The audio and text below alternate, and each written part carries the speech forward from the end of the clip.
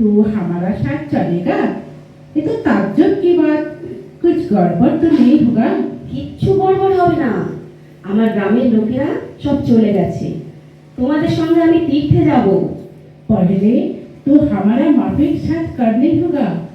कोई देखेगा तो मालूम होगा तू हमारा साथ में है। हम सब तो हरिद्वार में जाएगा। ঠিক আছে বাবা, সব ঠিক है। हरिद्वार छोड़ के हम लोग जाएगा केदार, बद्री, गंगोत्री, यमुनोत्री। और एक बात है, सब लोग तुम्हीं पे नजर डालते हैं गोरा माफिक रंग देख के। आज तुमको गोरा माई नाम से पुकारेगा, ठीक है बेटे? তোমার গোরা রং দেখে তাকিয়ে আছে। বেশ, দেখো আমি মাটি আর ছাই মেখে আমার রূপ ঢেকে দিচ্ছি, মাথার চুল কেটে ফেলছি। এবার আর আমার দিকে কেউ তাকাবে না, কি বলো?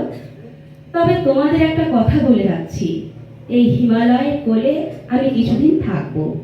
তোমরা তোমাদের মতো এগিয়ে যাও, আমার জন্য চিন্তা করতে হবে না। तुम एका एखाने थाकेगी? ये तो ताज्जुब की बात। ठीक है, जो आपका मर्जी। हम सब चलते हैं। सामान के रखना बेटी। যাক বাবা, বাঁচা গেল। এবার খুঁজে দেখি ভালো কোনো থাকার জায়গা, যেখানে একলাটি বসা যাবে। আরে, চলতে চলতে যে বেশ দুর্গম জায়গায় এসে পড়েছি। সামনে একটা শিব মন্দির দেখা যাচ্ছে না? যাই, কাছে গিয়ে দেখি। ওমা, ঢুকবো কি করে? দরজা কোথায়? যেমন করেই হোক দেখতে হবে এই মন্দিরে কি আছে। ওই তো একটা সুড়ঙ্গ মতো দেখা যাচ্ছে না? হামাগুড়ি দিয়ে ঢুকে পড়ি, বেশ নির্জনে তপস্যা করা যাবে। ও মা, শ্বেত পাথরের এক মনোরম শিবলিঙ্গ। আবার একে দেখছি কয়েকটি বিষধর সাপ পরম আনন্দে এই বিগ্রহকে জড়িয়ে আছে। এক পাশে মিটিমিটি করে জ্বলছে ঘিয়ের প্রদীপ। আরো আশ্চর্য কাণ্ড, লিঙ্গ বিগ্রহের এক পাশ দিয়ে বয়ে চলেছে একটি ক্ষুদ্র জলধারা।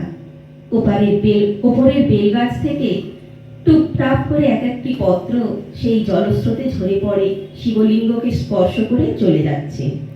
না, এখানে আমাকে বসতেই হবে, শিবকে একটু শিব বন্দনা শোনাতেই হবে।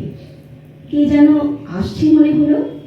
ভাই, তোর এখানকার কাজ শেষ হয়েছে, তুই এখান থেকে সোজা যাবি দ্বারকায়, সেখানেই পথের সন্ধান পাবি।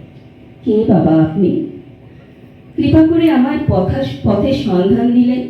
এসব জেনে লাভ নেই, শুধু যা বললাম তাই কর। তাই হবে বাবা, তাই হবে। আমি আজই পাহাড় থেকে নেমে রওনা দেব। আমাকে দ্বারকায় পৌঁছতে হবে। এই সেই দ্বারকা, আমার প্রভুর কত লীলা কাহিনী সাধু বাবা বলেছেন। এখানে কিছু একটা অপেক্ষা করছে আমার জন্য।